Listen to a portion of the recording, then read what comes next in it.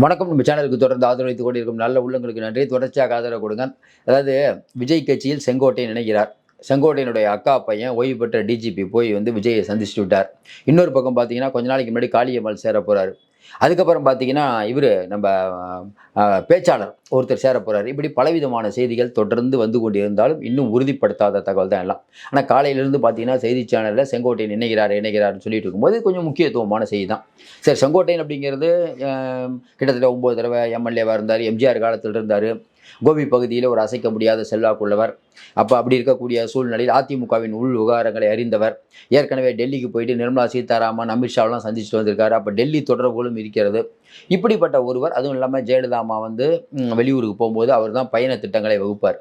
ஒவ்வொருவருக்கும் ஒரு திறமை இருக்கும். அதாவது எந்த சின்ன திறமையாக இருந்தாலும் அனுபவம் உள்ளவர்கள் இன்னைக்கு விஜய்க்கு தேவை. அந்த வகையில் செங்கோட்டையன் சேர்வது விஜய்க்கு நன்மையானால், இன்பத்தில் துன்பம், துன்பத்தில் இன்பம், இறைவன் வகுத்த நியதி அவ்வளவுதான். வந்தா சில நன்மைகளும் இருக்கும், சில தீமைகளும் இருக்கும். ஆனா விஜய் அவர்களுடைய கட்சியில ஒரு அனுபவம் மிக்கவங்க இல்லைன்னு சொல்லிட்டு இருக்கும்போது, இப்படி ஒரு அனுபவம் மிக்கவர்கள் சேர்வது விஜய்க்கு பிளஸ்ஸா தான் நிறைய பேர் பார்க்குறாங்க. இன்னும் குறிப்பா சொல்லணும்னா, செங்கோட்டையன் அவர்கள் அப்படிங்கிறவங்களுக்கு வேற வாய்ப்பு என்ன இருக்கு? ஏன்னா எடப்பாடியே எதிர்த்தாச்சு. நீங்க செங்கோட்டையன் தனியா நின்னா கோபியில ஜெயிக்கிறது கஷ்டம். எடப்பாடி வலுவான வேட்பாளரை போட்டு இறங்கி அடிப்பார். அதில் மாற்று கருத்தே இல்லை. இன்னொரு பக்கம் பிஜேபி. அதனால பிஜேபி கிட்ட நீங்க மண்டிக்கிட்டே ஆகணும். அப்ப விஜய் ஆட்கள் இருக்காங்க. அவருக்கு ஓட்டு இருக்கு. அப்ப தனக்குள்ள ஒரு அந்த ஏரியால ஏற்கனவே அறிமுகம் இருக்கு. இப்ப விஜய் கிட்ட சொல்ற குற்றச்சாட்டு என்ன? அறிமுகம் இல்லாத வேட்பாளர்கள். இப்ப அவர் அறிமுகமானவர் தானே. இவர் நின்னா இவர் ஜெயிக்கிறதுக்கான வாய்ப்பு இருக்கு. அதையும் தாண்டி விஜய்க்கு இன்னைக்கு பிரச்சனை என்ன? ஏற்கனவே எல்லா ஊர்லேயும் பார்த்தீங்கன்னா, போய் அவர் சுற்றுப்பயணம் போகும்போது, அந்த ரூட் மேப்ம்பாங்க. இப்போ இந்த ஊர்லேருந்து இந்த பாயிண்ட்டுக்கு போகணும். அது ஜெயலலிதா அம்மா அவர்களுக்கு செங்கோட்டையன் தான் போடுவார். ஏன்னா, உங்களுக்கு தமிழ்நாட்டை பற்றி நல்லா தெரியணும். இன்னும் குறிப்பாக சொல்லணும்னா, அனுபவம் இருக்கணும். ஏரியாவை பற்றி அனுபவம் இருக்கணும். 234 தொகுதியிலையும் எந்த நாள் போகணும், எப்படி போகணும் அப்படிங்கிற ஒரு தெளிவான திட்டமிடல் வேணும். அந்த திட்டமிடல் செங்கோட்டையனுக்கு தெரியும். எப்படி டிடிவி தினகரனும், தங்கத்தமிழ் செல்வனும் அதிமுகவில் தேர்தல் பணியாற்றினாங்க. அப்போ தேர்தல் சம்பந்தமாக அவங்களுக்கு தெரியும். எப்படி பணம் கொடுக்கணும், எப்படி கீழே போகணும். அந்த மாதிரி இவர் அந்த நெட்வொர்க்கை போடுறதுல கொஞ்சம் கில்லாடி. இப்போ செங்கோட்டையன் அவர்கள் சந்திக்கிறது, இப்போ விஜயை சந்திக்கிறது எப்போங்கும்போது அநேகமாக நாளைக்கு சந்திச்சிருப்பாங்கிற மாதிரி சொல்கிறாங்க.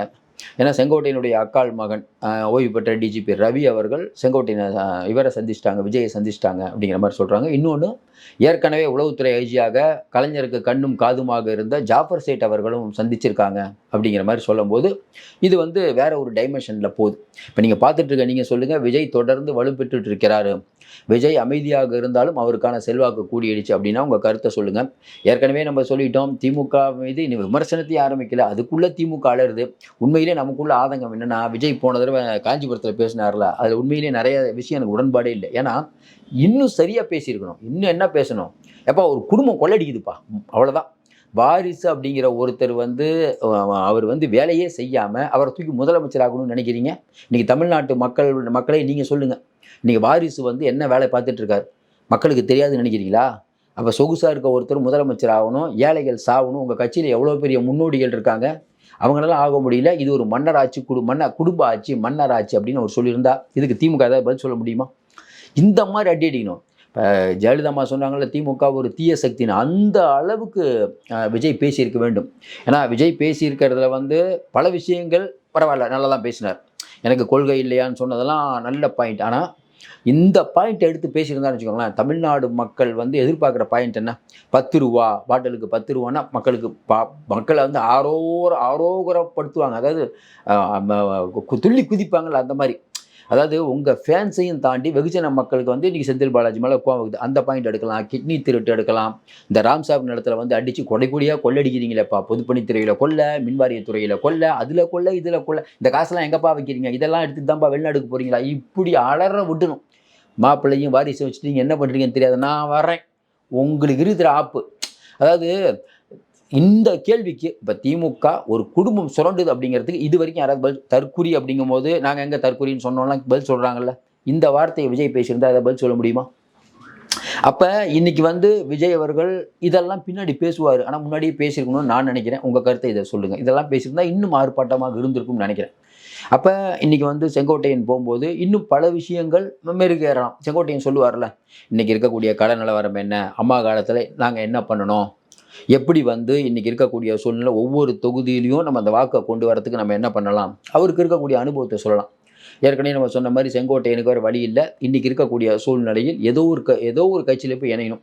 பிஜேபியில் போய் இணைய முடியாது. உங்களுக்கு தெரியும் அதிமுகவோட கூட்டணி. திமுகவில் போகலாம். திமுக இந்த அளவு வேற கண்டபடி திட்டிவிட்டோம். கலைஞர்கள் கூப்பிட்டே போகல. எல்லாத்துக்கும் நெருக்கமானவங்க தான். ரொம்ப யார்ட்டையும் அதாவது என்னன்னா அதுந்தெல்லாம் பேச மாட்டாருன்னு ஒரு திமுக போனார். ஆனால் திமுகவுக்கு போனால் என்ன சிக்கல்? இவருக்கும் முத்துசாமி அவர்களுக்கும் தான் சண்டை. முத்துசாமி அங்கே இருக்காரு. இவருக்கும் தோப்பு வெங்கடாச்சலருக்கும் சண்டை. அவரும் அங்கே தான் இருக்காரு. லோக்கல் பாலிடிக்ஸு இதெல்லாம் சமாளிக்கணும் அப்படின்னா சரி. இப்போ விஜய் கட்சிக்கு வந்தால் என்ன சிக்கல்? அங்கே ஏற்கனவே மாவட்ட செயலாளர் இருப்பார். அவங்க ஆட்களை போட்டிருப்பாங்க. இவர் வந்தால் அவர்களுக்கான முக்கியத்துவம் குறையும். அதை எப்படி சமாளிக்க போகிறாங்கன்னு தெரியல. ஒரு கட்சிக்கு புதுசாக வந்தாலே இந்த சிக்கல் இருக்கும். அதனால் விஜய் அவர்களுக்கு பல சவால்கள் இருக்கிறது. ஆனாலும் நம்ம ஏற்கனவே சொன்ன மாதிரி இன்றைக்கி செங்கோட்டையன் இந்த மாதிரி அனுபவமிக்க ஆட்கள் வந்து இன்றைக்கி விஜய் பக்கம் போவது அவருக்கு பலம். ஏன்னா விஜய் அப்படி தானே யோசிப்பார். இவர் வந்தால் நமக்கு என்ன பலமாக இருக்கும்? எப்படி வந்து விஜயகாந்த் கூட வந்து பண்டூட் ராமச்சந்திரன் இருக்கும்போது நிறைய விஷயங்களை பண்ணார். ஏன்னா பண்டூட் ராமச்சந்திரனுடைய திறமை விஜயகாந்துக்கு அந்த அளவுக்கு பயன்பட்டது. அதுக்கப்புறம் அவர் வெளில வந்தார். ஏன் நம்ம அதே மாதிரி பார்த்தீங்கன்னா ஐயா ராமதாஸ் ஆரம்பிக்கும் போதும் பண்டூட் ராமச்சந்திரன் தான் முதல் எம்எல்ஏ. இந்த மாதிரி கொஞ்சம் அனுபவம் மிக்கவங்களை நீங்கள் கூட வச்சுக்கிட்டிங்கன்னா அவங்களுக்கு தான் கள நிலவரம் என்னன்னு தெரியும். இப்போ வந்து எல்லா சேனல்லையும் இப்போ விஜய் இப்போ பேசுகிறத போட்டுட்டு இருந்தவங்க திடீர்னு வந்து செங்கோட்டையன் சேர்கிறார் அப்படின்னு இப்போ டிவிகேவை பற்றி பேசக்கூடிய ஒரு விஷயமாவது இல்லை. அப்போ இந்த மாதிரி விஷயங்கள் அனுபவம் மிக்கவர்கள் போவது அப்படிங்கிறது அந்த கட்சிக்கு ஒரு பலம் தான். ஏன்னா விஜய் வந்து அவரும் ஒரு கணக்கு போட்டிருப்பார். திமுக வீட்டுக்கு அனுப்புறதுல உங்களையும் என்னையும் விட அவர் ரொம்ப தீவிரமாக இருப்பார். ஏன்னா பர்சனலாக திமுக வர ஒரு வழி பண்ணுது. அப்போ விஜய் எந்திரிச்சு அடிப்பார் அப்படிங்கிறது அவங்க ஆட்கள் சொல்லிட்டு இருக்கக்கூடிய விஷயம். ஆட்களை எடுப்பதன் மூலமாக கட்சி பலம் பெற வேண்டும். இன்னும் தமிழ்நாடு முழுக்க ஆட்களை போடணும். அதில் உள்ள கஷ்ட நஷ்டம் நிறைய இருக்குது. எடுத்த உடனே வந்து முதலமைச்சர் ஆகிறது அப்படிங்கிறது ரொம்ப கஷ்டம்தான். ஏன்னா இன்றைக்கி இருக்கக்கூடிய சூழ்நிலையில் விஜயோ பழனிசாமியோ ஸ்டாலினோ நாளைக்கு இவர் தான் முதலமைச்சர்னு உறுதியாக சொல்ல முடியுமா? நீங்களே சொல்லுங்கள். நீங்கள் சொல்லலாம். சில பேர் விஜய் ஆட்கள் என்ன சொல்கிறாங்க, விஜய் ஜெயிப்பாருங்களாம். சில பேர் திமுக ஜெயிக்காங்களாம், அதிமுக ஜெயிக்கலாம். ஆனால் இன்னும் காலங்கள் இருக்கிறது. இன்னும் கூட்டணி சரியாக அமையல. அடுத்தடுத்து நிகழ்வுகள் நிறையா இருக்குது. அடுத்து விஜய் கிரவுண்டில் இறங்கி என்ன பேச போகிறான்னு இருக்குது. அதிமுக என்ன பண்ணும், பிஜேபி என்ன பண்ணும், இடி நிறைய பேரை திமுககாரர்கள் நிறைய பேரை வந்து இடி ரைடு விடுது. அப்படி ரைடு விட்டால் டிவிக்கே என்டிஏ போட்டியாக கூட வரலாம். அதாவது எடப்பாடி பழனிசாமி விஜய் போட்டியாக கூட மாறலாம்ங்கிறாங்க நிறைய பேர் சொல்கிறாங்க. அதனால் இன்றைக்கி இருக்கக்கூடிய சூழ்நிலையில் செங்கோட்டையன் அப்படிங்கிற ஒருத்தர் போவது இன்றைக்கி அரசியல் அறிஞர்களே ஒரு பரபரப்பான விஷயம்தான். இது மட்டும் இல்லாமல் இன்னும் பல பேர் போகிறாங்க. ஒன்றும் இல்லை, ஏற்கனவே ஜாஃபர் சேட் பற்றி சொன்னோம். அவர் திமுகவுடைய உள் விவகாரங்களை நிறையா தெரிஞ்சவர், ஏற்கனவே உளவுத்துறை இருந்தவர். அவர் போய் பேசியிருக்காரு அப்படிங்கும்போது அதில் என்னென்ன விஷயம் தெரியல. ஏன்னா இது அதை பற்றியான வெளிப்படையான விஷயங்கள் வரும்போது தான் அதை பற்றி நம்மளால் பேச முடியும். ஏற்கனவே ஓய்வு பெற்ற டிஜிபி தலைமையில் தான் அவங்க இந்த பாதுகாப்பு குழு அமைச்சிருக்காங்க. தேர்தல் அறிக்கையை தயார் பண்ண வேற இது பண்ணிட்டாங்க. அதை நம்ம ஓய்வு பெற்ற ஐஏஎஸ் அதிகாரிகள் குழு. அப்படிங்கும்போது பார்த்தீங்கன்னா வெளியிலேருந்து பார்க்கக்கூடியங்க பரவாயில்லப்பா, ஓய்வு பெற்ற ஐஏஎஸ் அதிகாரிகள் தேர்தல் அந்த அறிக்கையை தயாரிக்கிறாங்க. விஜயுடைய பாதுகாப்பை ஓய்வு பெற்ற டிஐஜி தலைமையிலான அந்த குழு பண்ணுது. நல்ல விவரமானவங்களை கூட வச்சிருக்காருப்பா அப்படின்னு நினைக்கிறது ஒரு நல்ல விஷயமா தான் பார்க்குறோம். தொடர்ந்து நிறைய அண்மை தகவலை தந்துட்டு இருக்கோம். தொடர்ந்து ஆதரவு கொடுங்கள். மீண்டும் சந்திப்போம். நன்றி, வணக்கம்.